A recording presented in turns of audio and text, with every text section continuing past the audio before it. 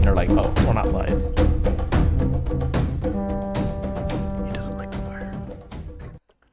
Assalamu alaikum and welcome to the Mad Mamluks podcast. My name is Sim. Along with me are my co-hosts, Sheikh Amr Assalamu alaikum. and Maheen. Welcome to the show, everyone. Help us out on patreon.com/the Mad Mamluks. Every little bit helps from you guys, and whatever you see is sadaqah jariyah for you, inshallah, that any benefit that you get or the world gets from this show, hopefully, inshallah, you get. Usually the benefits are very minimal. I'm going to caution you that before you, rise up on the day of his judgment and say, oh, I donated to Mad Mamluks. Might not be that much. I'm just... You might not. There's not much thawab. Inshallah, like the blessings increase now that we have our eminence guest. Is that the right word? His Eminence. The founder of Safina Society and still Imam of NBSC, as I know, right? That's correct. But most importantly, not the at imam, one, but I teach the classes. well, as at scholar one point, presence. you were our number one downloaded guest as well. Yes. Yeah. So that's what we care about. All the other stuff is like, He put us on the map. I'll say this much. Speak for and yourself. perennialism, for real. That was like that was a topic back in the day, 2016. That's when we were actually worried about things that were really not that important. Because, Right but when you now thought we're things were really important. I mean, yes, of course it's important, but I mean, didn't now think it was compared to what's out there now, Yeah. right? Yeah, back then we didn't have Muslim politicians dancing at gay pride parades. That's true. Well, I think things got easier then, right? In a sense, yeah. Perennialism, you need to read a little bit, right? That's true. This doesn't even need thinking, this stuff. But not you know what? supposed to be. To look back, the good news is that perennialism is so dead, right? Yeah. As a philosophy, right? There's no scholar that will touch it. There's no scholar that wants anything from the Sunni community that will come near it. He knows he's going to get burnt. Now, there is a popular perennialism that's still alive, and that's far widespread. And believe it or not, I was looking one time for a tweet, and I came upon a tweet with the son of Jamal Khashoggi. Me and him in 2015, we had a back and forth, Oh wow. and he's a Saudi, interesting. right? But he's like, oh well, who's really to say what religion is right and which religion is wrong, right? So I'll just practice my religion, and whatever God accepts, he accepts. So uncertainty on the exclusivity of the prophet's message, that is spread even more. They might not know it's called perennialism. It's not called perennialism. It's just like shak. It's just doubt. But the philosophy of perennialism, no Muslim scholar who wants anything from the Sunni community can touch it. Yeah. Well, just for the uninitiated, we should just say perennialism is the thought that all these streams, all these religions and philosophies and beliefs all lead to one singular truth, and that we're all going to go to heaven at the end of the Yes. day. And that's Well, and believe it or not, they don't even care about heaven and hell. Perennialists just care about enlightenment, which Yeah. is this very vague, worldly state of like nirvana. like almost. nirvana, yeah, Buddhist type. They don't even talk about heaven and hell, right? So that's why they can't reach the common Muslim. The masses, they can't reach them. The masses care about your nirvana. I want like a BMW, right? and if just tell me, am I going to get burned if I sign this contract or not, right? Am I going to Jahannam for this or not? That's what the common person's all about. These people were some elites that were just talking to their own selves who loved mysticism. And anyway, because it was false. It's gone by the wayside. It's done. It's finished. It's killed. Are you still against the study Quran? Has your thoughts changed on that at all? The study No, Quran book? not at all. But no one buys it anymore. Yeah. No one gets it. When was the last time you saw someone reading study Quran? I No picked one it up. reads It was on sale, so I picked it up. It's on sale because no one's buying it. Right? Where was it? Like ShopRite, Walmart, right? Public. Like it's one of those books because of what's inside of it. There was a man who wrote a sharh of Bukhari filled with all sorts of falsehoods, mystical falsehoods, right? And that book does not exist anymore. Okay. So the thing is, I don't even see that it's even a thing to worry about. Yeah. But if someone was to ask me, I would say, no, there are falsehoods tucked all over the book. It's not just in one chapter. It's all over the book. But Well, if someone is able to discern and he's like a scholar and he wants to see, what they put, then you don't worry about such a person.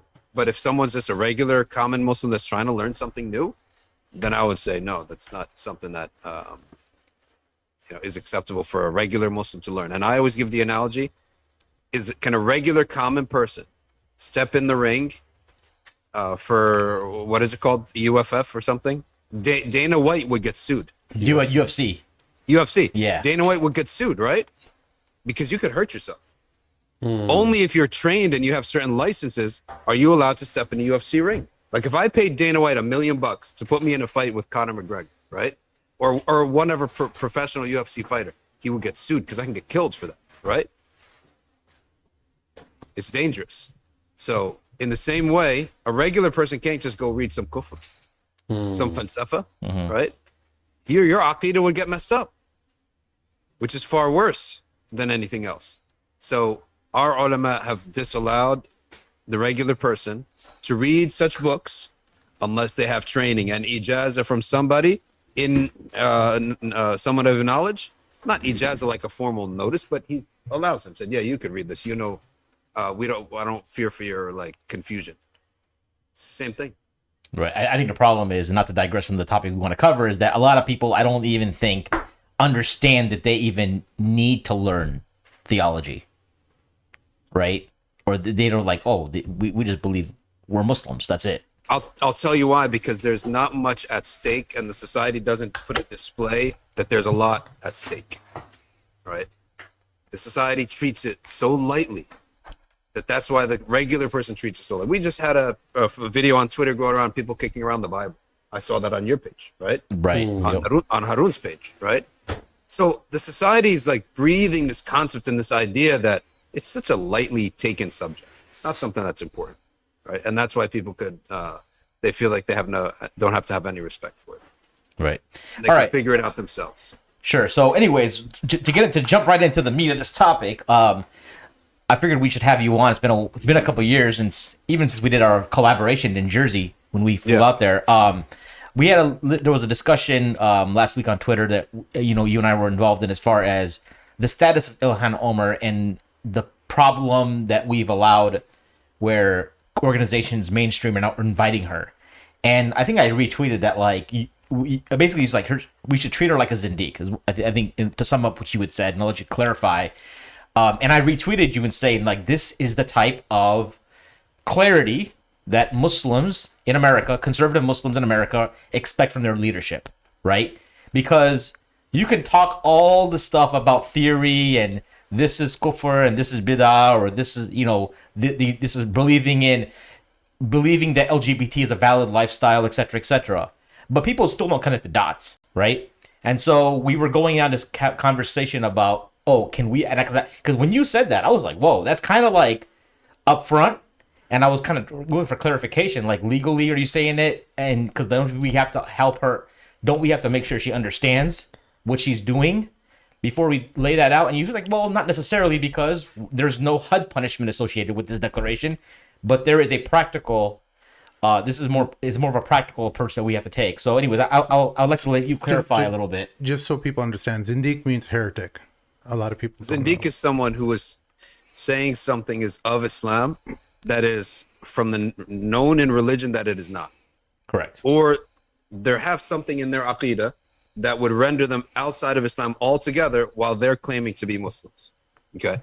So this new issue related to sexualities, of holding something to be of Islam and good, okay, and praiseworthy, whereas clearly it's known in religion by necessity that it's not.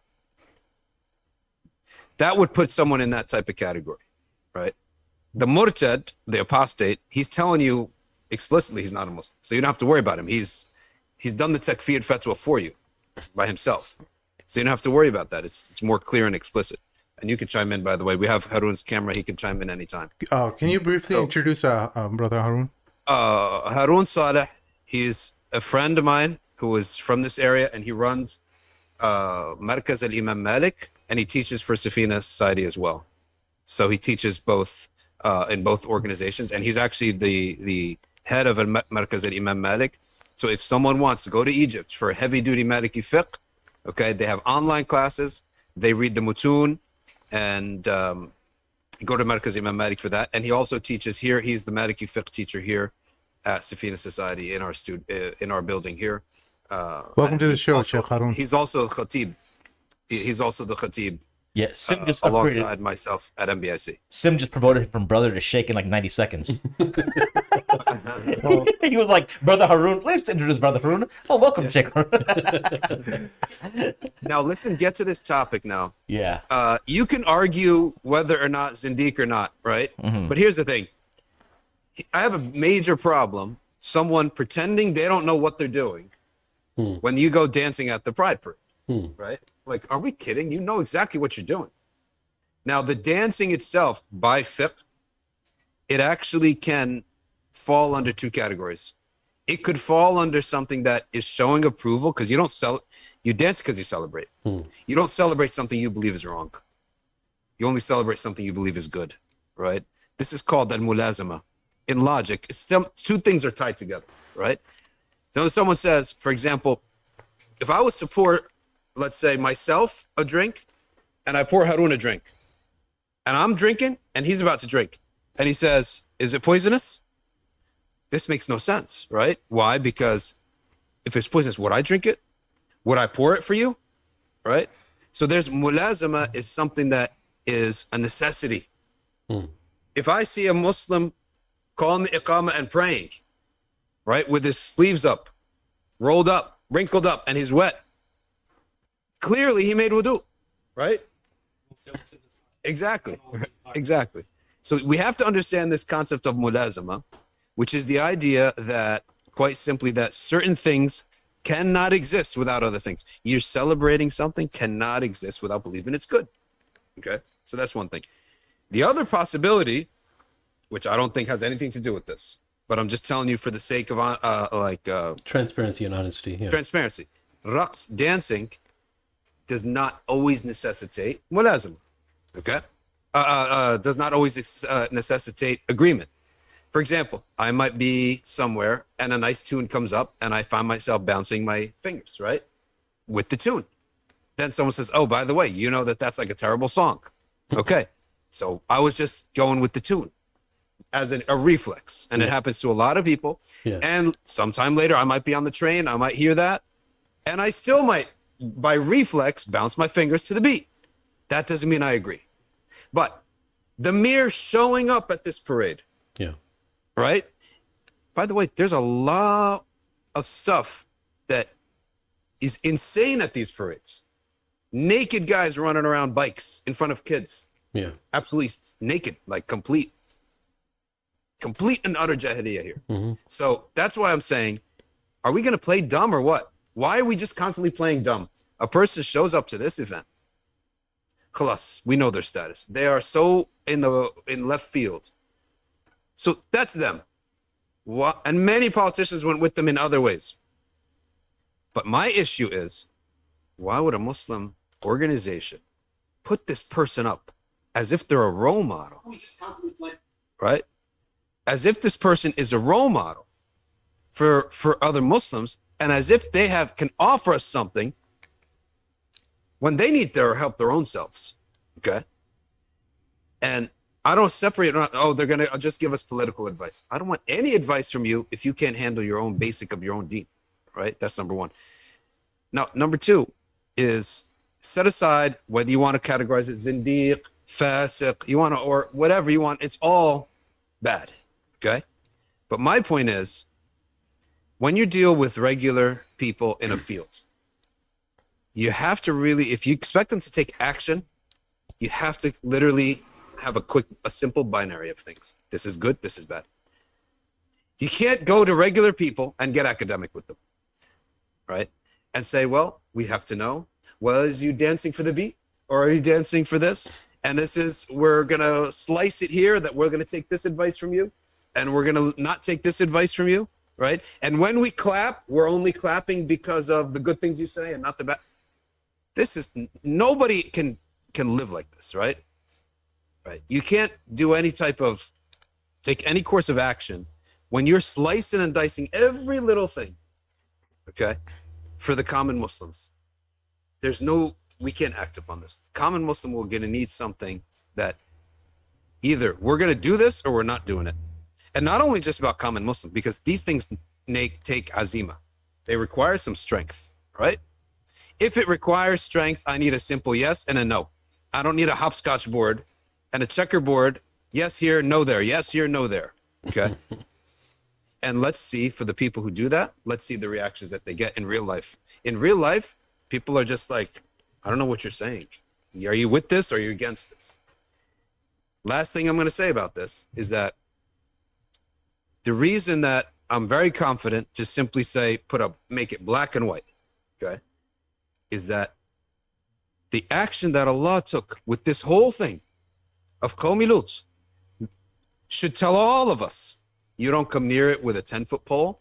You don't come near anybody who came near it with a 10-foot pole, bisanad muttasil, forever. Now, if you came near it, I'm not coming near you. If you came near someone who came near, then I'm not coming near you. Why? Allah adhabahum. Do we take this lightly? Man, you're offending Allah like this. Then you wonder why things don't go well and my dua is not answered, blah, blah, blah. You're offending Allah by doing this. Don't you think the wife of Lut alayhi salam, her action of just turning around, that was an act of sympathy? That is, can't we make that parable, that connection to today? So, subhanallah, that's the best example. Turned around out of sympathy because in her heart, they were there in her heart. Okay?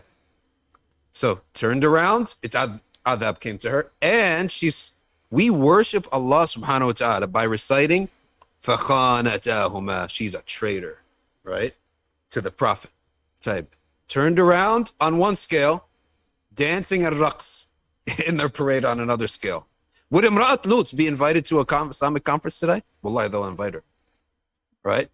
If we're not going to invite this woman who turned around out of sympathy, yet we're going to invite the one who she went, drove her car there, walked with her own 2 feet, shook her body to be with them. I mean, it's just mind-boggling. And I hate to be negative. To be honest with you. And to talk about this so much. But since you asked the question, that's my position of, I don't understand why exactly at all, okay, anyone would go this route of putting this person up as your example to Muslims.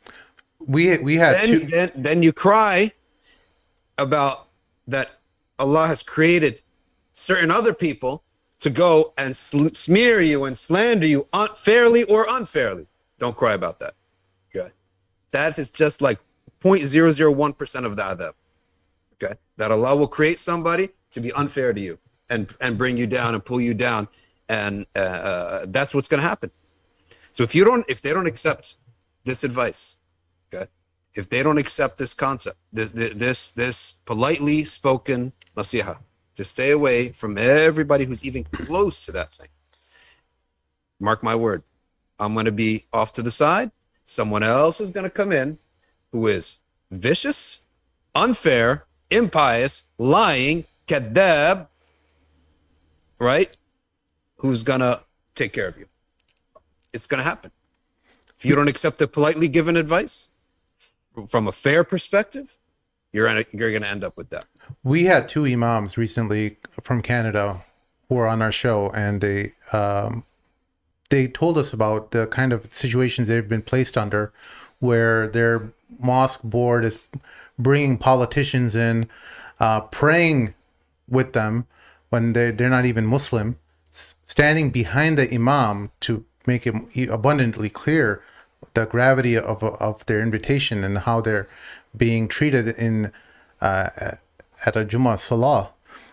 This is repeat this. So we had 2 Imams who were invited on our show, and they were talking about their grievances with their former mosques that they were associated with, and they were talking about how these mosque boards have been placing them under pressure to pray with or pray next to non-Muslim politicians who are completely, they're not Muslim, they're preaching antithetical things related to leftist ideas, and they were forced out eventually. So forced out, they should have resigned. They eventually did. They did resign. Okay, good. Meaning that they were placed in such circumstances where they had no other option but to leave. But they went out with a message. So I think they're like, like let's say in your situation, let's say Allah protects you, but let's say at NBIC something hits the fan and you gotta like on the way out you're gonna give a khutbah that's just gonna like put everything on blast. Yeah. Right, and you're gonna get fired right after. That's kind of what went down. Yeah, they knew he's like, all right, enough's enough. Because one thing we were talking about is like you just can't like leave and everyone thinks everything's hunky dory. Yeah. Right. You just quit and it's behind the scenes. Yeah. Every Muslim has a very rich patron. If he ever has to leave his job for the sake of Allah subhanahu wa ta'ala, Allah is very wealthy. Allah has everything you need to worry about. So if you're an imam out there, all this khutbah, act upon it now. Right? All this talk. Ar-Razaq. So why are you worried then? You have a very rich one behind your back supporting you. Yadullahi fawqa aydihim has many meanings. It means support too. Right? So Allah's with you. So it should be not something you have to worry about. But in terms of thinking along the side of organizations like the major institutions in the United States, like ICNA and ISNA, we have a systemic problem where a lot of these people have been given the green light. And many people say that, if the major imams, the most well-known, the quote-unquote celebrity imams of Canada and the United States came out against these politicians, politicians like Ilhan Omar wouldn't be invited because there would be a better sense of awareness that these people are considered zindiq. They're heretics. So you're asking the right question. And you're saying they're not going to invite him out of nowhere. They're inviting because their advisory council of ulama and shuyukh advise them to do it. And said it's halal for them to do that. And good for them to do that. Right? And I would say haram. Why haram? Because the Prophet ﷺ said, Man kathara sawada qawmin fahuwa minhum. Okay? And we have the other hadith, Man awa muhditha. Now this one is, Man awa means whoever gives refuge in the night. That means like some person who's causing problems is running for their life and you're going home and it's like 2 a.m. and they're begging you for a place to sleep because wild cats and bears or whatever are going to eat me. You're sinful. Right? Because this person is causing problems in Mashakah. And you're giving them, right, safe haven. So the Prophet gave you the lowest thing that any decent person would think is halal, to give safe haven to a muhdith. A muhdith can be a mubtada' fi din, it could be a revolutionary, a rebellious type of person. All that is in the sharh of this hadith, muhdith. Man awa muhditha. La'an Allahu man awa muhdith. Allah's curse is upon it. So, for the safety of our deen, stay far away from these people. I don't care if you run a conference or not. So, those management, they want to say, no, we got the green light from shuyukh that is halal. I would say, I don't know if that's the case. It may be the case, may not be. But to me, it's something that we're not going to sacrifice our deen for something that's, and muddy up our waters. Now, go ahead. Just along that lines, don't you think major Muslim scholars, the most well-known, they know who they are, we don't have to mention their names, don't they have to release themselves of this ambiguous knowledge or wording and call out people like Ilhan Omar on blast, on social media, or whatever format they want to use, and say that, hey, you represent the deen. If you're an imam and a sheikh and you speak of fiqh and qala Allah and qala Rasul, and people who want to make tawbah, they Google your lectures and they watch your lectures when they want to make tawbah or something like that, you represent the deen. If you represent the deen, you have a responsibility to not muddy up things by being next to people who are going to be a source of confusion. So you're negating yourself completely. Okay? You're talking health. Oh, I'm all about health and fitness. I've never seen one of these people in the YouTube commercials like V-Shred and all these guys. I've never seen him in a commercial hanging out with a slob, downing burgers, fries, and soda. And there's my buddy, my associate. No, he's always hanging out with other shredded guys, right? Right? So, because otherwise you cause confusion. You confuse the brand. You confuse the message. Everything's confused now, right? And the fact that we're even talking about it proves that, right? Harun, you want to add something to this? Yeah, I would say just our job is to make the deen of Allah clear. Whether people accept it or not, that's not on us. Sheikh Harun, can you move your mic up a little bit to your face? Sorry about that. Is that better? Yeah, that's a lot better. Yep. Yeah, I thought I was doing it right. It's my bad. Yeah, so I would say, my sheikh always says all the time, especially when he speaks about hard issues, and especially the Western students are asking, oh, but the people won't accept this. But he says, it's not on you to make the people accept it or not accept it. Your job is to make the deen of Allah clear. And Allah subhanahu wa ta'ala, Yawm al-Qiyamah, will take us and he will ask us what our jobs were.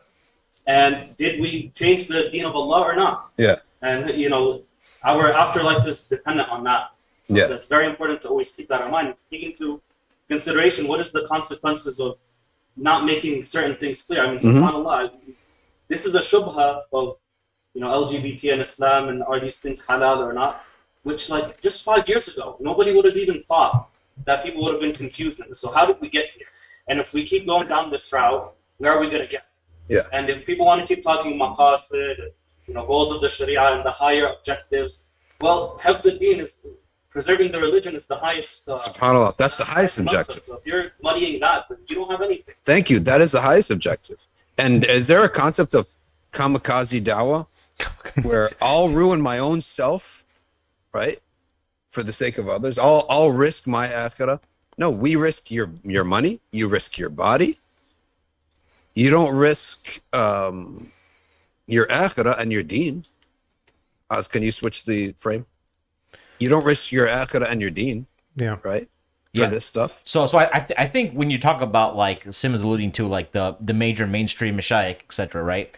So when you talk to them, and we're fortunate, we've had a chance, we know a lot of these guys, and we get along. We're all friends with them, right? Right. I'm exactly. friends with them. That's why. But I think I like them, and I'm friends with them. What happens is that we tend to be people a lot of times, and it came up in another conversation we were in with some guys earlier this morning, is that most of these guys they're naturally just nice guys, and they don't want to upset people. They're happy studying their books and learning, but then they're just like, well, I might push these people away from the deen. There's this fear, that's kind of crept in. You don't want to give them, because they're like, if we say something, then they're just gonna go get their deen from Muslim Girl or somebody. You know what I'm saying? Yeah. Or the Faisal Alums like Fatiha or Scott Kugel or whoever.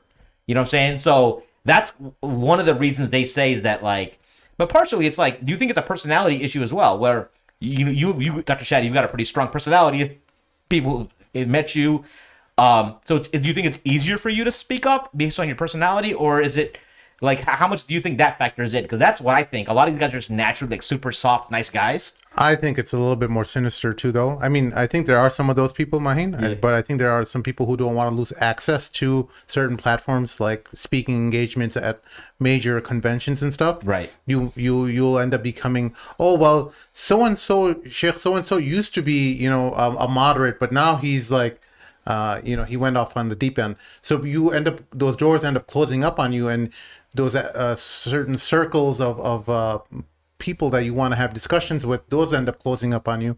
So there are other things other than kindness and compassion that prevent, I think, scholars from speaking. But Sheikh, please go ahead. Here's my take on that. I think Sheikh Harun's mic is actually off. That's what their comments are saying. Yeah, I can't really hear it properly. Oh, Dr. Shadee, your mic got disconnected as well. My mic is off now? Yeah, I think you while you were moving it around, something got disconnected. Yep. Maybe. Honestly, there you go. Okay, there we go. It's on again? Yeah, we hear you. You're good. Yep. Okay, good. So here's my opinion on this. First of all, I also don't like to turn people away. There are people who come to the masjid, and sometimes they come in an appearance, and you have to be very forgiving. And this person is learning Islam for the first time. And I put the bar very low, and I make everyone understand the bar here is very low for people just walking into Islam and making tawbah, because to me, that's the most special moment. Okay? The most special moment is when someone enters into Islam and is trying to make tawbah, right? I love that, whether as a convert or as a youth. So I don't want to turn anyone away from Islam either. Secondly, I'm one of the softest people you ever deal with. I loathe confrontations, but it's not just me. Many people love purity of something. Okay, love the purity. Like when we have in our house a wonderful steak that was grilled with seasoning, and it was grilled to perfection. And then one of my kids comes and says, where are you going? I see him going to I'm going to get the ketchup. No, this is perfect as it is. This is Allah's, how Allah made it. You put some salt, you put some olive oil, maybe some pepper, right? That's it. You're not dousing it in ketchup. It's purity, right? Now, this is purity. If you love purity, you love it in everything, right? Like purity. I want this something to be clean. Okay. If I'm going to clean a room, I want it to be, I'm not cutting any corners. Lifting the couch, lift the whole couch up, roll the rug up. I want everything perfect. And this is, again, as I'm saying, not just me. A lot of people are like this. Now, when it comes to the most important thing is deen. This is the most important thing. Why would I muddy this up? So I'm not out to be negative and to hate on people. I like Clorox. I like cleanliness, right? Yeah. I love, it just makes me, it's something settles inside my heart that is perfect. Like it's pure, it's clean, okay? And that's the idea of when I started to see that if you're really nice to people, they might actually muddy up your house. So you know what? I can't be nice to them. What do I gonna love more? At the end of the day, it's about love. What do I love more? Do I love my white rug more or my neighbor more? I'm gonna have to tell him, excuse me, take your shoes off here. Are you coming in this white rug with your shoes? I'm gonna have to do that. If I love my white rug more than I love my neighbor. And that's the whole concept, right? So if anything, it's sort of like you become this way because you love something, you want to protect it. It's also it is a Northeast thing to get to sort of be a little bit boisterous and in people's faces sometimes. It's just a thing that I remember growing up with, you know, some of the talk radio show hosts, right? Just talk radio, right? They are just in your face from the first minute, right? And it's something that I only discovered was unique when I left the Jersey area. Same here. Right? Yeah, a lot of people, especially when I was studying in Egypt and like meeting people from different states. Yeah. And like some things I would just say, yeah, of course, like what, you know, just like being super clear on certain things. They'd be like, oh, that's that New Jersey blood. I was like, oh, first of all, I noticed that. It's clear, but it's also, we have a lot of, I think, also Arabs, and the Arabic language has a lot of, what's the word? Over the top expression. Oh, this is the most ridiculous thing I ever heard. Hyperbole. Right? Oh, yeah. Like that, hyperbole. But let me tell you something. Deen is not by personalities. It's not by Northeast. It's not by anything. It's by you have a love for something to be a certain way. You're going to find a way to defend it and make sure it's that way. It's not by personality. You could be the softest person in Southern California, the chillest, coolest person. Is there anyone softer and chiller than Sheikh Yahya Rodas? Find me one shubha in his deen. He'll leave it. He will leave before, right? He will just not participate in it. Okay, you will not find a chiller, softer person than him. But find me one time where he weakened in the deen, right? He's not going to do it. He loves it. Now that's what's so important. Now, but some people would look at someone like him, and because right now you're having people coming out and saying that if you don't even say something public about what's going on, whether it's abortion issue, and that's another topic, but as an example, or LGBTQ, if you don't say something clear cut, then they're assuming su'a done of you. You know what I'm saying?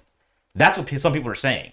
That's Metzgelism. Because the thing is, a lot of people I've spoken with, they were like, well, why can't we just the senior, more elder mashayikh, or not elder mashayikh, but like these mainstream Isna Saturday night levels speakers have told me stuff like, well, how come we just can't take a lukewarm approach and let like the community leaders deal with that and speak about it, so we can just, that's what they want to do. They don't want to necessarily go with that route of being super outspoken about it, because Imam Zayd Shakir, for example, doesn't say anything about it, right?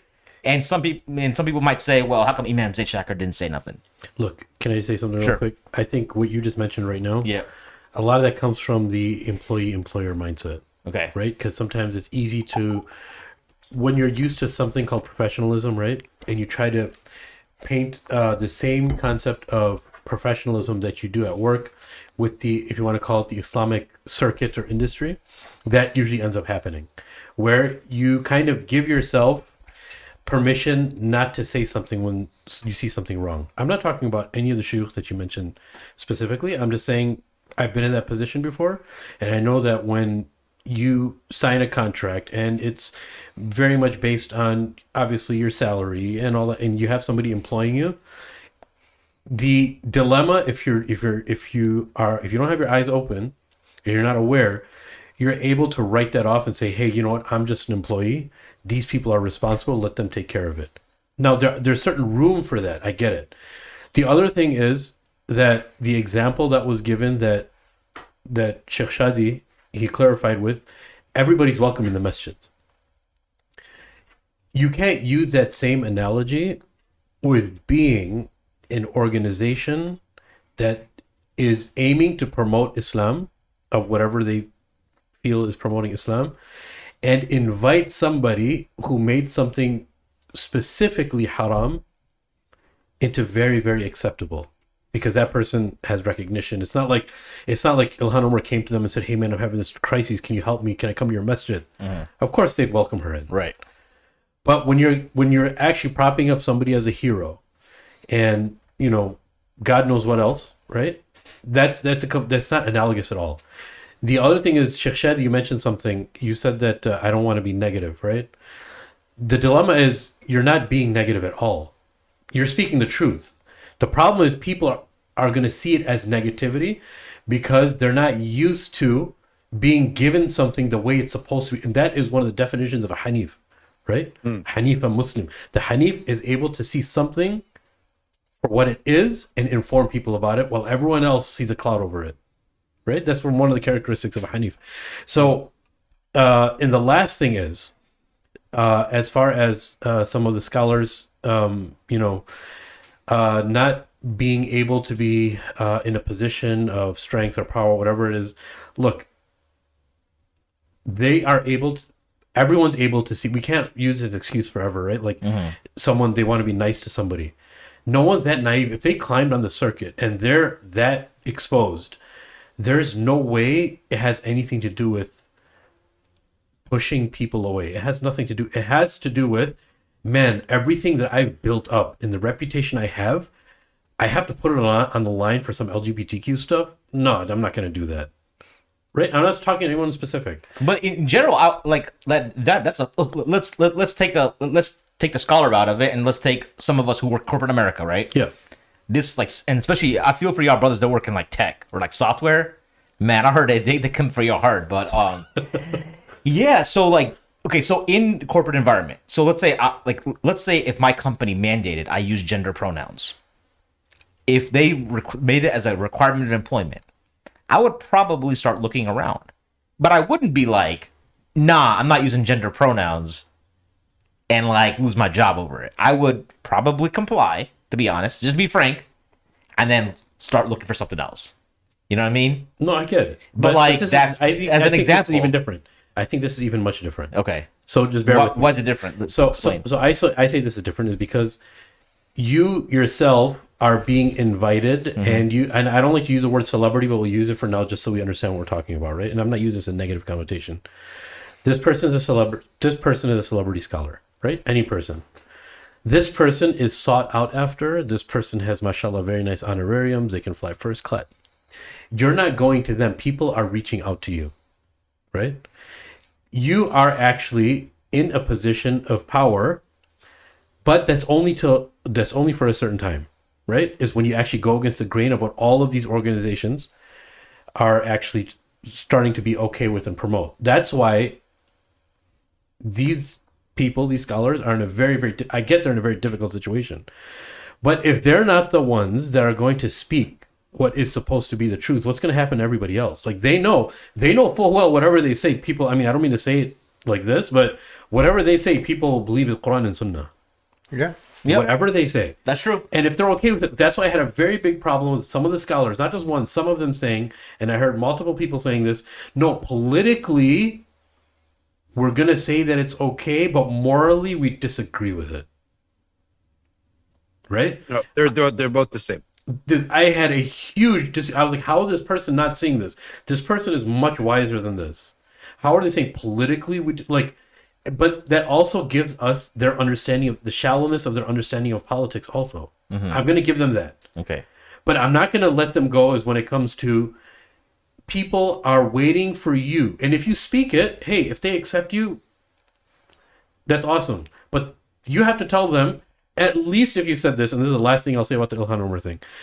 At least if you said, look, this person's in politics, it seems like this person is going to help. Let's just throw in a word. Let's say this person is for Palestine. This person is going to help problems with BJP. BJP is going to help with Muslim hate crimes and stuff, even if that still exists, right? But what this person is enjoining in, as far as these pride marches and saying that, savagery or barbarianism related to Islam, this you can't say, and this is completely wrong. This is haram, and this is not something that makes Allah happy. So don't enjoin it. At least then I would have a little bit of respect. Right. I don't respect that completely, but at least if you made that differentiation. But then that comes back to what Sheikh Shadee was saying: the chessboard, the checkerboard. This is the slice of halal. Right. It's still confusing, but I'm talking about on a level of at least releasing yourself from this problem, because you can backtrack or whatever, but it's becoming your legacy now. Right, and it's on the internet. It's on the internet forever. That's the other thing. It's becoming your legacy now. Right, and that's very, very problematic. Yeah. I would also say that what is the least threshold? I think that I remember a time in the 90s, and I think, probably you all remember some of these days, where calling for the Islamic State and down with the oppressive secular rulers was a very popular sentiment, right? Then you had shiyukh that were in 3 camps. You remember that, Sheikh Amr? Yes. Yeah. You had shiyukh down with the secular rulers, okay, who are not ruling by Allah's law. Now, that was something palatable to a large swath of the people, the idea of Sharia rule. Now you had the secular aligned shiyukh who would put down those other shiyukh. They would say they're terrorists, they're extremists. Then you had the shiyukh who just stayed silent. Yeah. They taught their deen, they gave khutbahs, they talked about Quran, they did wa'adh, they gave amazing talk, but they just never said one thing either way. To a degree, that middle class, that middle group, to a degree, I would say, there's an argument for them, right? Yeah, they're the safest. I mean, generally. Yeah, there's an argument for their innocence. Yeah. Okay. But the one who was on the other side and said, no, we're going to invite that secular. We're going to go to that secular president. We're going to recite the Quran before his speech. We're going to support him, be with him in the pictures. There's no excuse for that. Of course. Except that you are maybe guaranteeing your salary with them. Yeah. Or your contracts. Okay. Or the TV shows know that if you're invited here, well, you're safe to invite. Okay. So that concept and that idea of at least be silent, like just don't do it. Hold it. Let's say, let's say, all right, this is not my game. And there are some fights I don't want to have, right? I say I'm not really into it. I don't really think it's like the biggest deal in the world. Yeah. I'm not going to have that fight. Respectful, yeah. Yeah.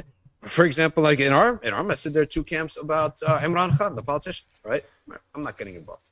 But for somebody, for you to join the bandwagon, right? To add to it, that's where I think the problem lies. And with liberalism, and as I also believe the right is not our buddy either, right? And I have to say that loud and clear too. We all know that, right? Of course. No, but people automatically want to associate you with a right wing, or you or anyone who goes against the left. That automatically means that you're a right wing supporter or conservative, meaning politically conservative. Yeah. But the general masses, look, we're not going to put blame on them because that's what they're taught. That's what they're programmed, right? Yeah. But our issue is with people who are specializing and have specialized and spent their life's blood, sweat, and tears in preservation of the deen of Allah, right? Those are the people that we have really high expectations for and raise the bar for. People who are automatically that's just foolishness. That's that's because they weren't given another understanding of a real vision of what it is to be a Muslim, really, like amongst non-Muslims and stuff. So as a result, now when you deal with a layperson, because, in one sense, Dr. Shadee, what's your take on this? So 15, 16 years ago, this would be unheard of, right? It would be, and you could easily drop the F word that ends with a T. And when we were in high school, we could drop it in a hallway. Faint? You know what I'm talking about, right? You know, it's You know what I'm saying? Like that would be a normal thing. You could probably I think you get expelled for Michael saying that. Jordan said it. Yeah. Yeah, you know what I'm saying? Right. So, and I think not after 9/11, the Patriot Act, when the Muslims started going to the Dems, you start seeing, well, some mashayikh would say things like, we shouldn't use such slurs, it's not befitting of a Muslim. Fair enough. I don't have a big argument with that. You know, we can engage, because they were like, because we have people in our community struggling with this issue, we need to help them. And if we're just using pejoratives all day and like talking to locker room talk, then, you know, okay. But now it's flipped the other side. What's your take on us? Were we wrong in the beginning using that kind of, like, what people would call homophobic slurs? Is there a place for that, or is that something we should also be above that fray, and in an effort, because like, let's say you have same sex, there's that brother who does the podcast, where he deals with same sex attractions, Muslim. I don't know if I forget, names are not ringing my bell right now, but how would you deal with that in general? Do you agree with using those kind of, you know, language? Because some of us behind the scenes will still use that kind of language. What's your take? I could see both sides of it. I see that your fitri reaction to something is one thing, but at the same time, a Muslim in general doesn't. The Prophet was described that he never used foul language, right? Or that he never used words that were considered obscene, right? And I think that our ruling is much harsher than any language that we're going to have to say. I mean, our beliefs about it is much harsher, right, than a word, because these guys, they said those words and now they're supporting it. So they have nothing. They're on nothing. It's just superficial. Yeah. But, you know, the belief is what's important, right? And the position is what's important. And I wanted to mention something else that you talked about, which was how, you know, a lot of the people say, oh, you're right, this is right wing, or you're right wing. But on one hand, I actually never got offended. I never felt the fire and the burn of the right wing group. So, but I have of the left wing group, right? I've seen them coming in and trying to ruin our deen, and they're all over the place on the East Coast. I mean, it's like a liberal state. But so by nature, naturally speaking, you're going to be against that which you see in your face all the time. Yeah. Now, let me tell you something else, though. The women in my family, they have the opposite take.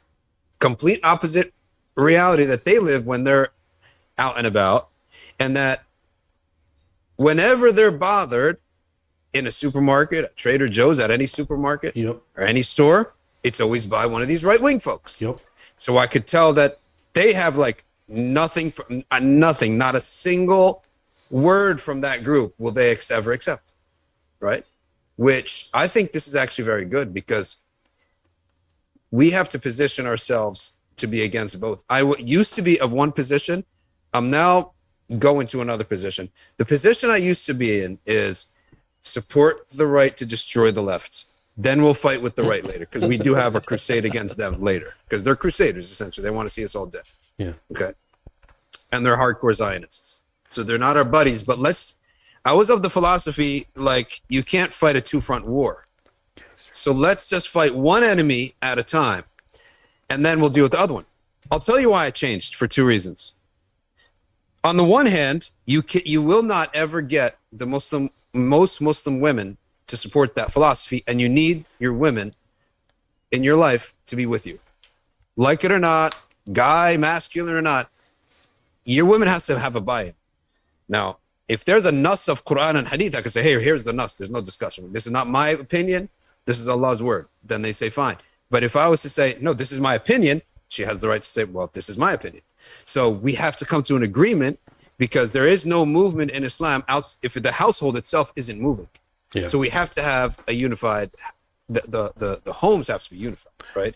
And by and large, women are anti-left, but not pro-right, right? They will not come near the right. So on that front, it's not working. There's another front. This idea that support the right to destroy the left is not happening either. It's not even a practical strategy. If we're talking strategy, you need a strategy that could possibly happen in the world. That's not happening, right? So what you have now is the philosophy of Imam Malik, which is, I don't want to say the quote wrong, but it is something like destroy the oppressor with the oppressor and let us come out safely. So I'm actually going to wage a two-front war. Why? Because there will never be a one-front war. It will never be a one-front war. And if there is ever going to be a one-front war, it's going to be the left defeating the right. The right is never defeating the left, to be practical, right? Because the culture worldwide is going left. Culture is what will produce your political policies, your mega entertainment policies in the future. So that's how I see things. So it's going to be, we're going to be now in a political strategy of, let us just watch these two dog it out, and we will be, okay, we will not side, we cannot side with either one. And so let's just put ourselves in a little zawiya where we're safe with our deen. Min bayni farthin wa damin labanan khalisa. Between filth and blood is pure milk. Okay. One of the things that I want to ask you, Sheikh, is that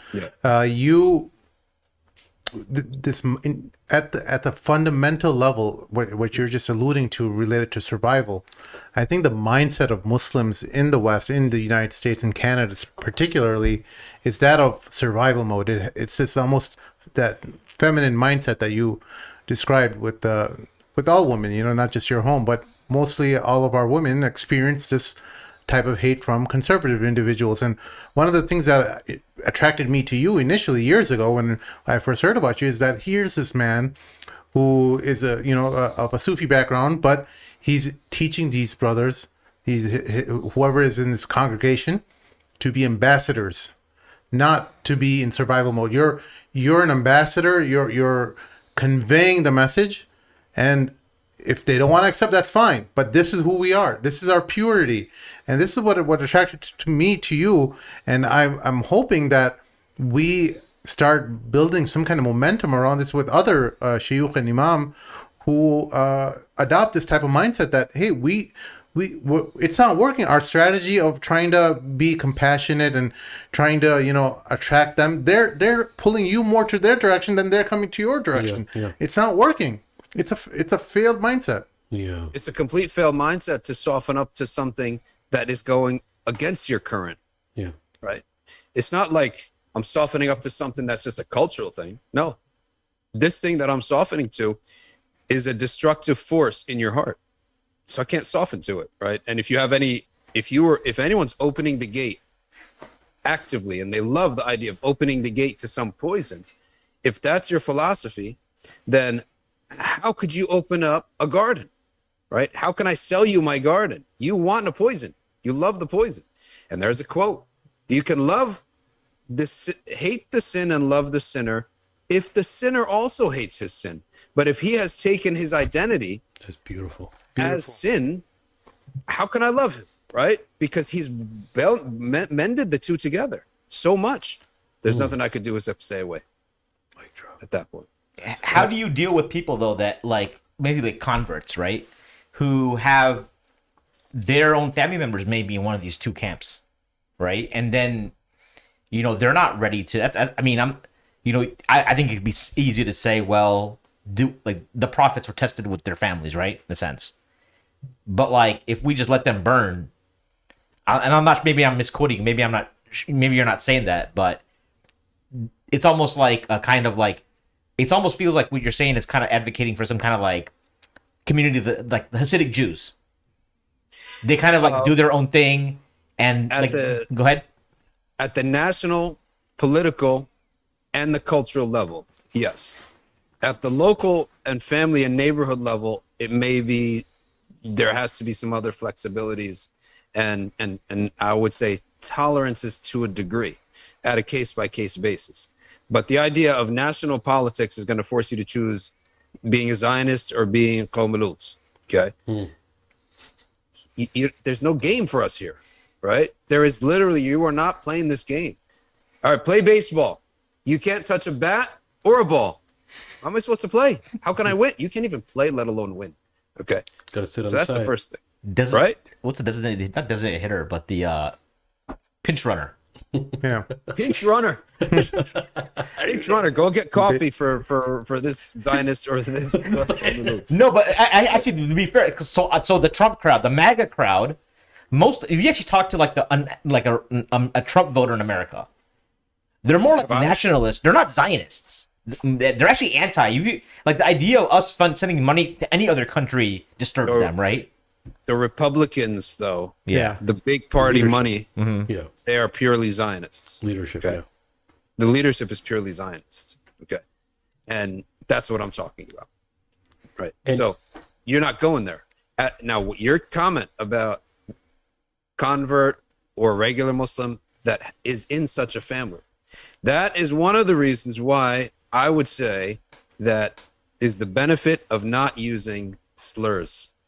Okay. Because yes, I'm going to take you to a priest. Yes, he's going to say this, that, and the other. I'm going to take you to an imam. Yes, he's going to say this, that opinion or other if you ask about it. But once you start throwing vinegar or salt on the wound, well, now you totally. And I think a lot of people, they entered into Islam. Their parents may have been of a certain, maybe secular view, right? Now, if the sheikh goes on and on about how these seculars are fools and idiots, it's not gonna help, right? Yeah. If he lays down the argument for why he believes that we should obey God and his prophet, okay, that's expected, right? But when I see someone is gonna come and say, hey, listen, I'm coming, I'm gonna, if I had a student and say, or an attendee of the message, hey, listen, I'm gonna bring my mom, but by the way, my mom is a lesbian, right? That brother, I'm not going to change the ruling, obviously, but that because of that brother, I'm not going to. I would double make sure to present Islam in a way that the parent could accept it, right? At this moment in time, do I have to bring something up that's going to, send her away for good? No. So that's why I say at the practical, local, immediate level, that's coming to you. Remember, I'm not saying there's a big difference between when it comes to you and when you go to it. Yeah. There's a big difference. Huge. It's coming to me. Yeah. No, but my common sense and my fitra will say to me, all right, let's just deal with the situation that we have in front of us, as long as we're not sloughing off our deen, right? And if it repeats now they're an attendee. Eventually, at some point, I'm going to have to say that's haram, but in a way that they're going to swallow it. Okay. So when you know somebody and you see them face to face over and over and over, it does make you want to convince them of your thing. And at the same time, we're not going to, you don't want to turn them away, but we're not going to change our deen either at the same time. We're not going to edit things out of our deen, and we're not going to, change our deen. But when you do meet somebody face to face over and over and over, you want them to agree with you. Right. So you're going to present it in a way that's the best way for them to accept it. Right. That's why I'm saying at the local levels, there can be massaging and tolerance without altering our deen or editing anything out of it. At the national level and the cultural level, Hollywood and Washington, D.C. and Wall Street with the riba, there's no game. Mm-hmm. There is simply no game. Don't try to force it. What about participation in so we just had an election in Illinois primary yesterday, right? And we had a lot of Muslims running in for different offices. Some won, some lost, right? Most of them run on the Democratic platform. And when you look at their websites or sometimes their tweet, and you find that actually you talk to some people and you find out some of their campaign promoted like Pride Month, for example. They didn't even know about it, and now they're afraid to go back. So why don't you, it seems like you have an understanding that at the Republican Party at the high levels we can't deal with them because Zionists, right? But local level, if you can, people are going to accuse me now again of wanting to collaborate with Nazis, but but wouldn't it make strategic sense though to ally with a lot of these MAGA Trump people at a local level who aren't about Israel? Whether or not they're nationalists or not, because we can unite a lot of. Because to be honest, if all these Muslim politicians locally are going to run a Democratic platform, and there's no way you're going to run a Democratic platform without endorsing LGBTQ, right? Impossible. The locals may not be Zionists, but a lot of them really hate Muslims too. Yeah. And if I can't get the buy-in from, if your community is not going to buy into it, it's not going to work, right? And if they're going to make fun of women in hijab, they're going to make fun of African Americans, it's not going to work. Yeah, and I think I have to have the buy-in of the whole team, or else I'm not doing it. The existence of these two, look, man, everything's a test, right? Yeah. Do you guys remember that when the right was very up in your face, Trump era, maybe even some of Bush's era, even though it was a light Republican thing compared to Trump, but what happened to Muslims because of their existence? Yeah, it's unfortunate there were hate crimes against Muslims, but what happened to Muslims then? They became, whoever was holding on to their deen, they became a lot stronger, right? I'm not saying an allyship with them, is the existence of this force, right? And the existence of this other weak force, which is the left, is obviously another type of test for Muslims because it seems so welcoming and it seems like the pragmatic thing to do. So let's just jump in with them and then hopefully everything works out. But then your deen gets watered down, right? So both of these parties are not going to do anything for us on any level that you're expecting it to do because you're a person of deen, right? So let me say this, right? But the root cause, or I would say that the issue as far as supporting Zionism and the Republicans, and look, it depends what our goal is. You can talk about Zionism, you can talk about the left, but when Muslims are joining a political party in order to help them because for whatever reason, number one, we just have to ask simple questions. Like, what's the goal of me jumping on with this party? Like you said, Muslims should gather, maybe with the left because maybe some ideals or somehow morals line up and all that kind of stuff. Right. The right. I'm sorry, the right, not the left. So what would be, number one, what's our goal in joining any of these? Like, what's our goal? Like, politically, right? That's a question that we have to ask. You don't have to answer that right now. But is it a goal? Why did you make it a goal? What's the priority here? What's the purpose of all of this, right? Because if there is a goal, you have to let me know what the end result of all this is too. What are you hoping for at the end? Right? So we make a goal. We think of the end in the beginning, right? I'm joining this political party because I want this to occur. What are you waiting to occur? Like, what's supposed to happen? Like, oppression against Muslims, that's gone. Doesn't really exist anymore, right? People used to say that, we're joining a political party or we're voting for this person because of what?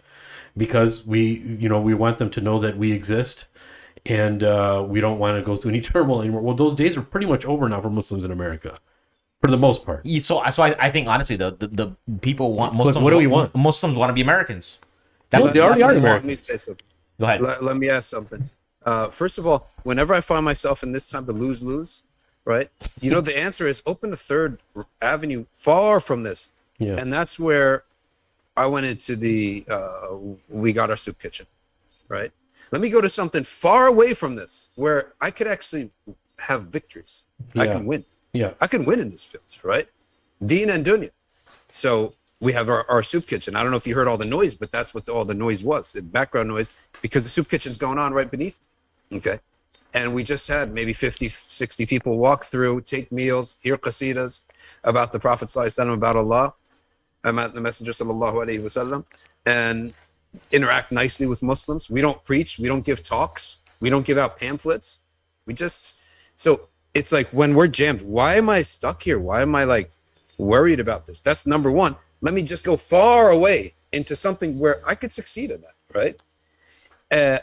Number two, it's been 20 years since 9/11, people have been talking about political engagement. Yeah. And we have seen Muslims engage. Yeah. And successfully get elected. What's the result been?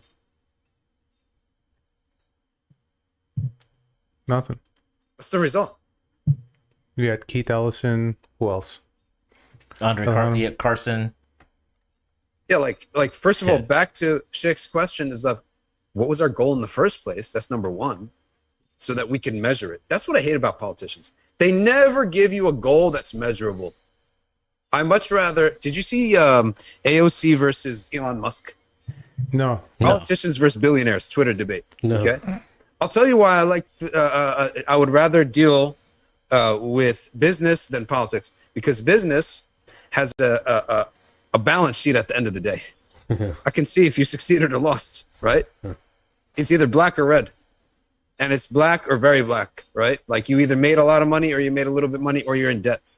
With the politicians, all they keep is, we got a lot of work to do. It's always like that. You've been 20 years, right? Like, where are the accomplishments? It's always hazy. We want to accomplish, fill in the blank with a random abstract word that can never be measured. We want to accomplish justice. We want to accomplish freedom. Very ambiguous. How can I measure this, right? Yeah. So when I asked the question, and I think that came up in our Twitter debate also too, it's like, all right, we're going to side and support the left, but we have been supporting it. Where is the so-called benefit of this, right? Yeah. Where are the results? And the issue that you were talking about is, like Muslims banding with Republicans. What's going to happen is that those Muslims who are diehard Democrat now, and they believe that American Islam is Democrat, it's just going to cause like this weird division amongst Muslims. Is that people actually really talk about that? Oh, yes. Straight face? Yes. Well, you start hearing stuff like, well, that's when you start getting rhetoric that Islam is pro-choice. The Islamic ruling, or what's the other thing you hear about? Well, you also hear people say Islam is pro-life. No, but yeah, I heard some respectable people saying that, no, Lut alayhi salam, his qawm was involved in rape. It wasn't, these people aren't raping each other. It was respectful consent. but people? What? Really? Like, I mean, like people, like not ulama. I heard somebody. You mean ulama? I heard somebody from amongst that crew that you said, well, it's possible that it's a difference of opinion there. That I see their point. I was like, you're an idiot. I didn't say that to him. Yeah, but but lately I've been saying idiot to a lot of people. But so Dr. Shadee, when we so the other solution, what's your take on hijra? What do we? Because if you're not doing dawah, you don't like the banter. Just get straight to it. Dude, if you're not doing dawah, right? What is the justification for us to live in Darul Kufr? No, if you're an individual, yeah. If you're an individual and you don't have family ties pulling you down, let's say some people have elderly parents, that they have to stick around for, and you also don't have a serious responsibility in the dawah, in the deen. Like maybe a masjid relies upon you, that you can't just get up and go. That would be like something on your head, on your conscience. Then hijra would be a great idea. Hijra is a great idea for non-Muslims, because America has become a very stressful place, and you're not making that much money to tolerate this cultural nonsense war, right? Your prices are going up. Yeah, look at the expat. Everything is a battle. NFL, leaning, kneeling, everything is a battle. You can't even just watch anything without some political culture war, on top of it, right? So it's, in a sense, getting less and less attractive from that aspect of things. If you're an IT guy, you could do your job somewhere else, right? Where you could actually just silence all this war, right? It's probably an attractive idea. If you're a Muslim, then it's a doubly attractive idea, right? For me, myself, I got a lot of responsibilities here, and I don't see myself ever having to leave, but it could happen, right? It could happen. And I'd never close the door to anything, but it is something that's an option for people. Right. The Mad Mamluks could podcast from Malaysia. We could, but if their internet is good, I don't. Here's my problem with hijra. Like, what would I do? Here's the problem. The problem of hijra, and that's the problem of what I think one of you were alluding to earlier, of people who have created a life for themselves. Yeah. Right. That's a big fitna. It is. It's huge. Right. Do you know how long it would take me to recruit all the support staff and the team that, right? It would take another decade. And then by that time, you're already half dead, right? Did you ever consider, Sheikh, and this is a personal question, man, I really want to get your take on this, because you're in a very unique position. You have your own thing. But if stuff hits the fan, just have you ever considered working like a 9 to 5 and just doing teaching and stuff on your own time I know now this, mashallah, it's all you do. Pretty much a majority of your work is basically teaching, right? But did that Teaching ever deen. teaching deen? Yes, yes. Yeah, it would have to be. That's all I can do, right? And it would have to be, but it would have no taste, because the taste of the Muslim life is to go down in the evenings, Maghrib and Isha, Yeah. to the masjid and see the kids, see them grow up, and see the same people over and over, and have the suhbah of the general local, community, right? The idea of the mahad, or an Islamic school, or a seminary, or whatever, that, like, we're putting one together here, but that also is slightly different, because that's not your geographic community. There's the geographic community and there is ideological communities, right? Mm. There's sweetnesses when they interact with each other, right? That's where the sweetness is, because down in the masjid, anyone could come in, right? And sometimes they're a stranger, and that it's new to them, and you're seeing something that someone that's walking in, this is totally new for them, right? Geographic communities have to cater to all age groups, okay? Whereas, let's say, like, for example, in Chicago, Darul Qasim, for example, there's not going to having a KG class, right? You're not going to having things like for little kids, right? You're not going to have random stranger walk into Darul Qasim. That's what I love about the masjid, where I'm at here at MBIC. Random stranger walks in the masjid, right? Random call. Oh, I called you up. So the sweetness, yeah. If I ever taught somewhere, if I ever had to go somewhere, I could probably put it together with a couple friends, get a spot, put it together, but I would establish a masjid. I want strangers walking in, and I want kids learning the Quran, right? And otherwise, just teaching by myself with the camera and a computer, it would be, I would say, really depressing, right?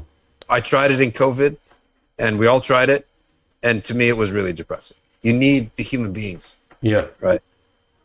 Sheikh, as we wrap up the show, I know you're encroaching on Maghrib time. How many more minutes you got? I'll tell you what I have until like 10 to 15 minutes. Okay, perfect. So Or even to 20 minutes. we had a lot of questions on Facebook that are. Yeah, we got 20 wanted. minutes. We could do it. Perfect. Let's inshallah. go through the Rolodex of questions. Yeah. Because we got a lot about. So one of the brothers says, how can we remove some of the gatekeepers to Islamic political literacy in our communities? How can we foster Islamic political literacy? So I think we kind of touched on that, right?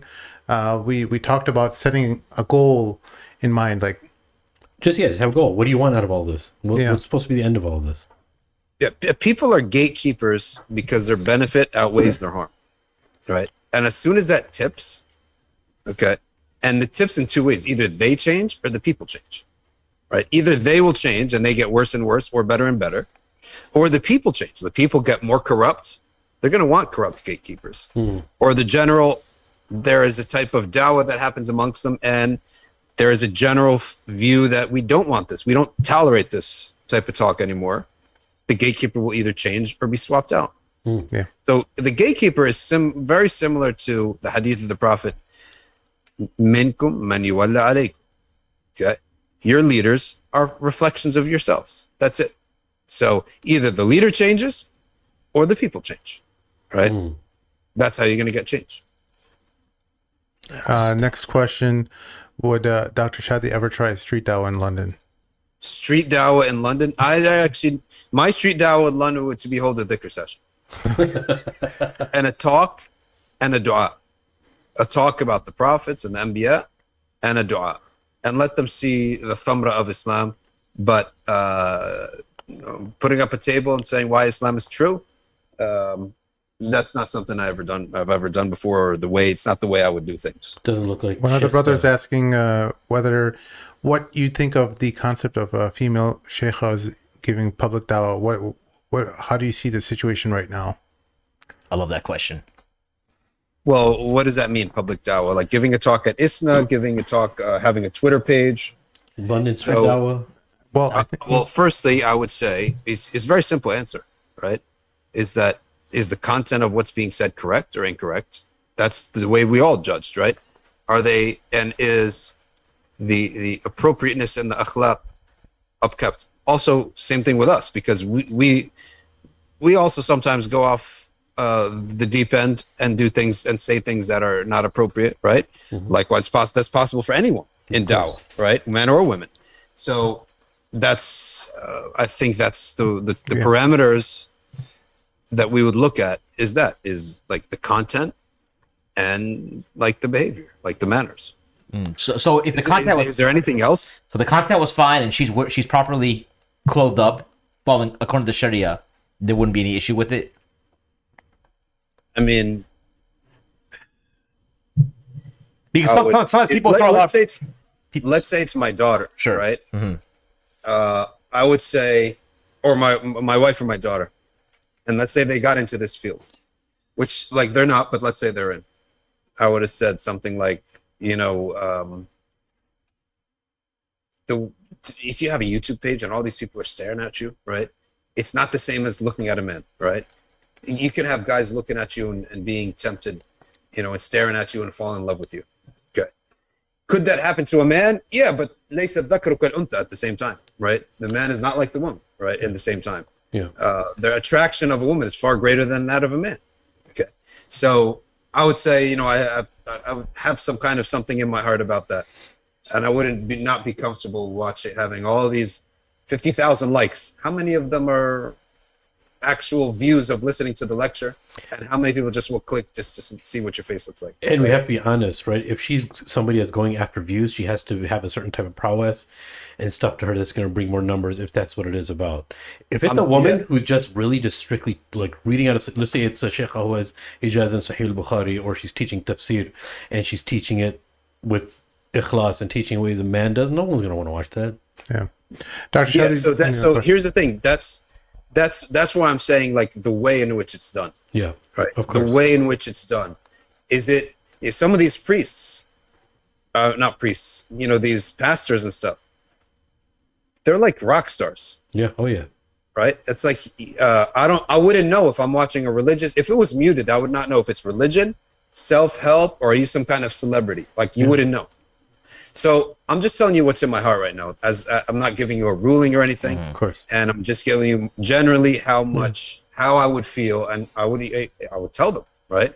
Like it would bug me if they're all sorts of these guys. Yeah. Teach women, and you'd be all right. Well, it would bother me, right? So the thing of it is, I think brother's asking because there's this whole push about like all male panels, and now some organizations, it's almost like they've made an obligation amongst themselves that they cannot do any kind of panel without a woman on there. Yeah. Well, I mean, if it's a subject matter that relates, Of that course. you need someone to relate to your audience, you know, I can understand that to a degree. For example, when we put on our convert conference, the bulk of the converts are women, and we have breakout sessions where they talk about, you know, their issues. So if there's a reason, right, for it, Of course. if you're going to give me something like we're going to have lectures on a subject matter that is purely abstract and theoretical, then the answer is you just get the best people who are that. Yeah. Right. Exactly. But if it's something where you don't have a youth conference and there's no youth there, right? Yeah.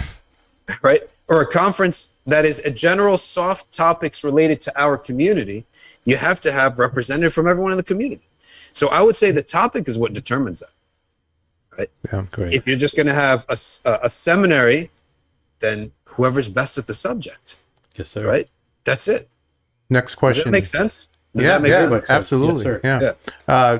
Is the idea of using or choosing the lesser of two evils being abused in America, or maybe the idea or the concept of maslaha being or benefit for the greater good of Muslims, is that concept being abused among Do you mean in politics, or do you mean just in general? in general In isolated cases, it's not being abused. However, the lesser of two evils has become the good and the expected.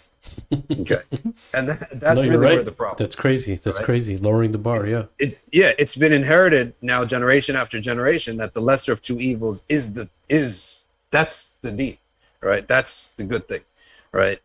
And that's the problem, and that's something that is why exactly the wara and caution is something that's encouraged You don't see it at the moment, but fast forward 20 years, we're way off, right?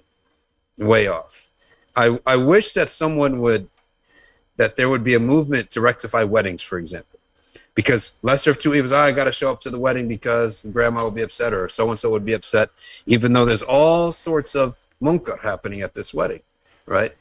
So lesser of two evils. Now you have very respectable, noble people sitting at weddings. They have no business being here at all. Yeah. You Right? could visit them on other than those days, yeah. What's that? You could visit those people, your grandmother, on other days than that. Yeah, Yeah. that's one of the best examples of tolerant. Stretch the band, stretch the band, Yeah. stretch the That's a band. good example, yeah. Because Yeah, like, the band has no slack anymore. It has nothing. When I do see طلاب العلم, and I have seen طلاب العلم, people of deen, they have had, good weddings. I have to applaud those. I'm like, I want to see more of those. Yeah. Where there's nothing I can see here is haram in this wedding. The munkar, we're saying. Have you seen any problems with the dealing of white Muslims in your community or abroad? I know some of the brothers are very excited about this subject, that they're saying that white Muslims are no longer acceptable because of their white supremacy or their privilege or whatnot. Is this really a thing, or is this a social media problem? Can you read the question, how it was stated, please? the question's from Nabil Aziz. Oh, great. Why'd you say his name, you goofball? The question is from Nabil Aziz, and he just said, "Is it okay to be a white Muslim?" And I asked him to clarify the question. He's like, "Yeah, more or less, it's like that kind of." Yeah, I think Yeah. I tried to expand Thank on you, it. Mike. I mean, that's a brilliant way to put it, because it's not like all monosyllabic words, and it instigates all the thoughts that Maheen said, right? So he's got away with words. That's his profession. So, but I think that it's definitely a social media thing. It's not something in the masjid, or either that or our masjid. Our people. I think the people who type these things on social media, they're not regular masjid goers. I don't think, No. because I see two different worlds. Wallahi, it's two different universes. The masjid and Twitter, it's a total different universe.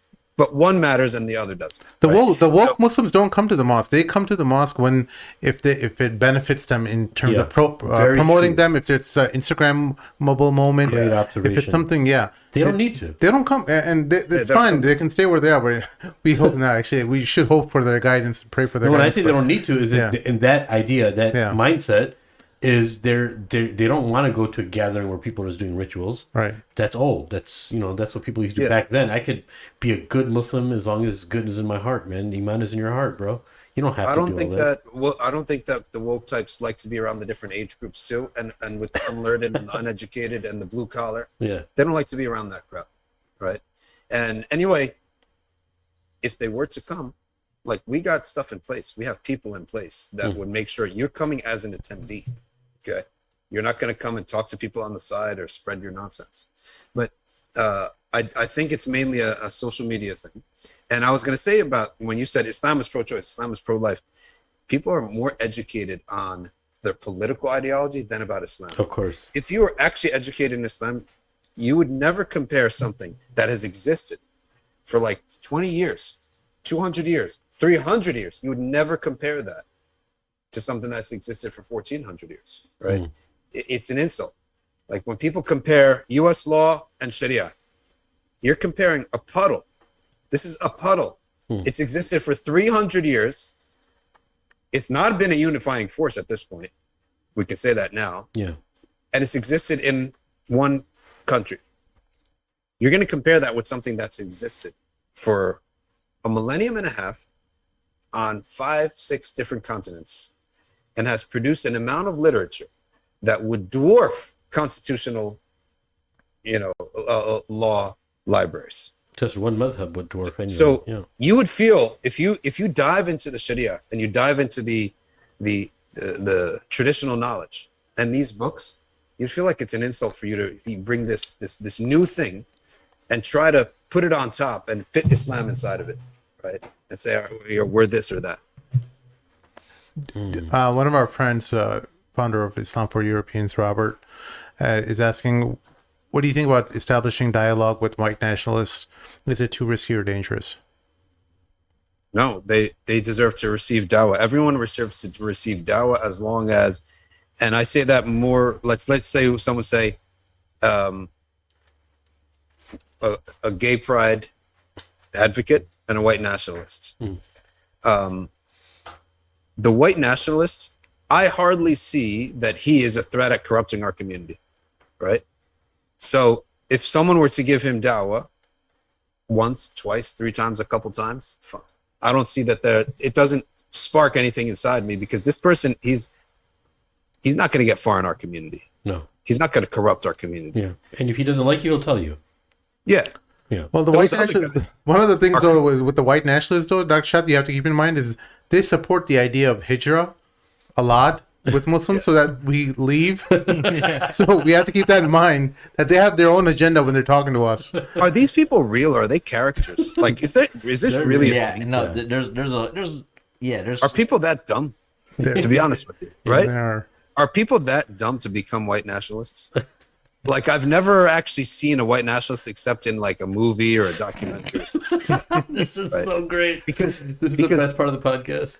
yeah, because you're losing this battle, right? You're losing it so badly. If you don't see that you're losing, you know what it reminds me of? The people are still, let's say, and I'm not going to say it because it's not good to compare a kafir to a Muslim. But some people, their eyes they're lost on the scoreboard, right? Just like someone coming in, even recently, and saying, you know what, we need the Sharia to rule over the country. Like, you are so out of touch with the people. Yes, that's the theory, correct? That's why we don't compare Muslim and a kafir, right? But some people and some Islamic groups are so lost and so far off to the actual realities that are happening. To me, that's them, the white nationalists. You see the whole world where the direction it's going to, right? And you're sticking with some ancient idea that may have worked 200 years ago, or even 100 years ago, or even, I don't know how, 60 years ago.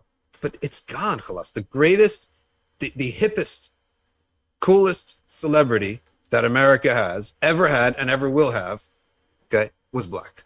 Michael Jordan. Yeah. Okay. Number 2, Michael Jackson, king of pop, okay, was black. Then maybe not black after that, right? But by the way, and he's a Muslim, rahimahullah, okay? Right. Michael Jackson died a Muslim, according to his Muslim brother. Yeah. Jermaine Jackson testified that Michael Jackson died as a Muslim. Yeah. So may Allah has rahmah on him. I mean, but like, are you? So that's why I don't take it seriously. Like, someone says they're a white supremacist. Yeah, Dr. Shadee, I interviewed Richard Spencer like a year and a half ago, and I think I was trying to understand, like, hey, how do you plan to accomplish your goals? And it seems like a lot of theoretical. I was like, no one agrees with the kind of vision you have. You can't find a neighborhood of people to find. You'll never have a cul-de-sac of that. Right. Right. Yeah. Let alone a country or a town. Now, if he's saying, look, I'm white, I love my being white, and I'm not, like, they totally revamped the idea. So not white supremacist, white, I love that I'm of European background. I love everything European, right? And it's just something I love. I don't think anyone's better than anyone else, right? Well, they're changing that, right? Yeah. They're changing. And I can tell you, all of our dads, I say the same thing about their own race, right? All of our dads, no one's better than anyone else. But don't you bring somebody into this house for marriage except X, Y, and Z, right? Exactly. No one's better than anyone else. We're all this ibad of Allah, but I have my habits, right? And if you bring me someone from far away, I'm too old to find new culture and to adjust. This is what I'm used to, and the discussion's over, right? Yeah. How many dads have said that? How many moms have said that, right? That's not that. I wouldn't consider that racism. All right, that's not racism. That's just someone who's, I don't want to get out of my comfort zone. Yeah, he's culture. Telling you, no one's better than anyone else. This is my comfort zone. Okay, that's total. That's not something that may be something you might say. Oh, you're not cultured. Yeah, because they didn't grow up in a place that had 10 different races in it.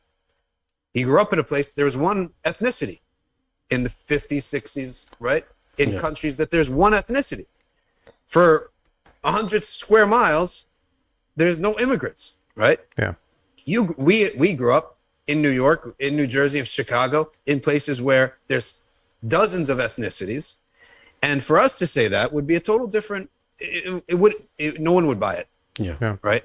I can't count the friends that share, I can count the friends that share the same Egyptian American background. I can count them on my fingers, right? So for me, if I was to say, oh, only Egyptian, that doesn't make any sense, right? No one would buy it, because you look at my life, it's surrounded with different ethnicities and cultures, friends.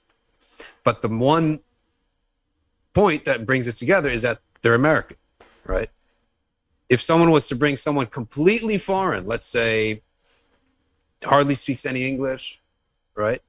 And they're completely foreign, I would be like, I don't relate to this guy. There's no one else. There's plenty of guys. Find me someone that I can talk to that has that same American background as I have, right? Yeah. British, tolerable, right? Because I mean, there's close enough, right? Yeah. So that's the idea of what, like, I don't see that anyone, you know, the white supremacist ideology is like so stupid at this point. Yeah. Yeah. It's So- bankrupt. It's old. We're But at 20 yeah, minutes. I think we covered 20 minutes. yeah, I think we did. I think Dr. Shadee, we have to say goodbye to you as you're going to Salah, and really thank you. Man, this really was a treat, Sheikh. It really was, man. Oh, it's my pleasure, guys. It's my pleasure. Inshallah. We hope, inshallah, we come to your studio soon, and that we're joined together again. Really enjoyed our time with you guys when we came, and I was a little bit goofy, but it's just because I was having a good time, and I felt really comfortable around you guys, so it allowed me to be a little nutty, but you guys handled it well. You guys are very patient with him. Yeah. You guys were very patient. You guys really, really were good hosts for us. All right, brother. We'll let you go. Thank you again. Okay. And everyone who wants to reach out to Dr. Shadee can follow him on his usual Twitter handles, Dr. Shadee ElMasry, just the same way it's spelled in the episode description. And make sure you subscribe to Safina Society. What season are you guys on now? They're not. They're doing nothing but facts. Really focused on Nothing But Facts live stream. Okay. And we haven't really met because our schedules just didn't line up online. But in the summer, I think we should have some monster Inshallah. Podcasts. Awesome. Inshallah. Excellent. Inshallah. Well, friends, listeners, please help us out on patreon.com/the Mad Mamluks. And who's our next guest? Do we have a next guest that we're announcing? We have Eid. Oh, Eid okay. Dhul Hijjah. So no smack talking during Dhul Hijjah. All right, brothers. Thank you, everyone, for listening. We'll see you all next time. Assalamu alaikum. Assalamu alaikum. Assalamu alaikum. Assalamu alaikum. Jazakallah khair. Well.